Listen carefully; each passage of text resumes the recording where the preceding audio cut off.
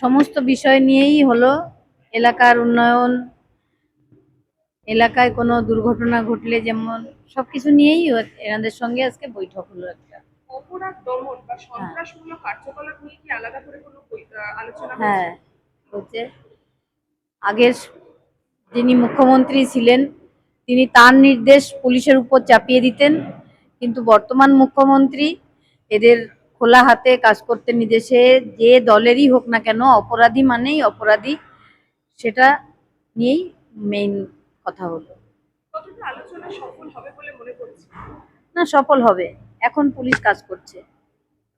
একটা জিনিস, শুভেন্দু শেখর রায় কালকে পদত্যাগ করেছেন। তিনি বলেছেন যে আরজি করের যখন আন্দোলন হয়েছিল তিনি আন্দোলনের পাশে ছিলেন বলে তাকেও সাফারার হতে হয়েছে, এবং তিনি সেই আন্দোলনকে এখনো সাপোর্ট করছেন, এবং সেই আন্দোলনের যাতে সঠিক তদন্ত হয়, সেই ঘটনার যাতে সঠিক তদন্ত হয় সেইটার দাবি জানাচ্ছেন। এটা তো সবাই চাইছে।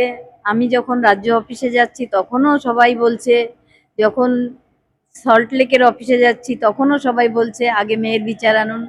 এটা তো সবাই বলছে। শুভেন্দু শেখর রায় একজন না, তৃণমূলের হ্যাঁ, রাজ্যসভার উনি সাংসদ ছিলেন। তখন 2024 9 আগস্ট ঘটনাটা যখন ঘটেছিল তারপরে উনি দল থেকে বহিষ্কার হয়েছিলেন, মানে নিজেই ছেড়ে গেছিলেন দল, এবং অনেক কেঁদেছিলেন।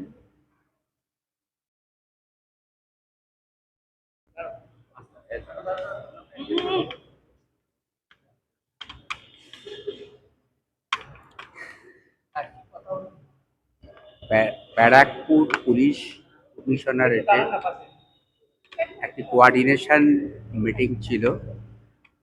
এখানে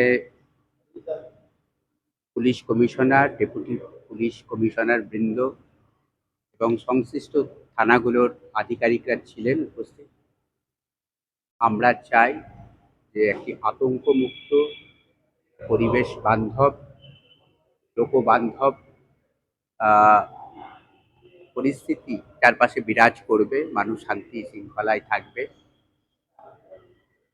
এবং পুলিশেরও যারা আধিকারিক আছেন তারাও শান্তিতে, একটা মানসিক প্রশান্তিতে কাজ যাতে করে, সমস্ত কিছুই যাতে আইনের শাসনে পরিচালিত হয়, মানুষ বুঝতে পারেন যে যথার্থ শান্তি বিরাজ করছে এলাকাতে। কাটমানি মুক্ত, সিন্ডিকেট রাজ মুক্ত, বাহুবলী মুক্ত একটি সমাজ, রাজ্য এবং বিধানসভা ক্ষেত্রগুলো রচিত হবে, সেই নিয়ে আমরা ফলপ্রসূ আলোচনা করেছি। আপনাদের তরফ থেকে আপনারা কি জানালেন? আমরা যা জানিয়েছি সেগুলো আশা করি পুলিশ প্রশাসন আগামী দিনে করে দেখাবে।